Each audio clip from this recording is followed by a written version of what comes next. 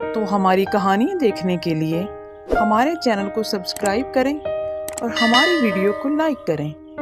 تو چلو آئیں مل کر دیکھتے ہیں آج کی نئی کہانی۔ کسی گاؤں میں اسد رہتا تھا۔ اس کی عمر 11 سال تھی۔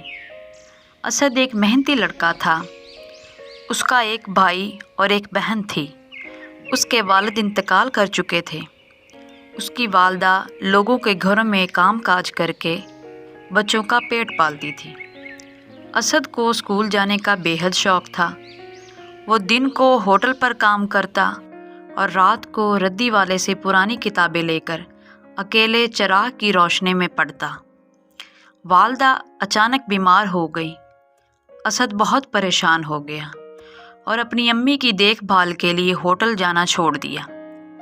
گھر میں فاقوں کی نوبت آ گئی۔ چھوٹے بہن بھائی بھوک کی وجہ سے روتے مگر کوئی بھی ان کی مدد نہ کرتا۔ رشتہ داروں نے بھی منہ پھیر لیا تھا۔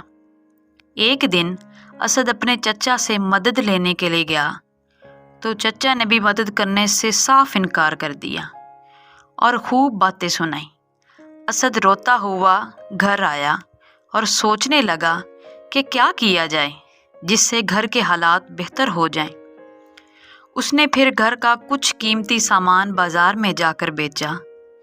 ان پیسوں سے امی کا علاج کروایا اور باقی پیسوں سے اس نے ایک چھوٹی سی دکان کھول ڈالی۔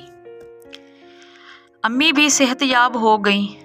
اسد نے خوب محنت کی، دکان آہستہ آہستہ بڑی کر لی، ساتھ اپنی تعلیم بھی جاری رکھی۔ گھر کے بھی حالات کچھ بہتر ہو گئے۔ اسد پڑھ لکھ کر ایک دن بڑا آدمی بن گیا، ساتھ اپنے چھوٹے بہن بھائیوں کو بھی پڑھایا۔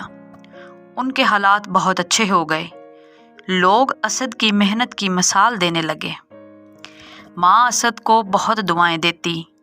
اسی طرح اب وہ سب بہت اچھی زندگی بسر کرنے لگے، صرف محنت کی برکت کی وجہ سے۔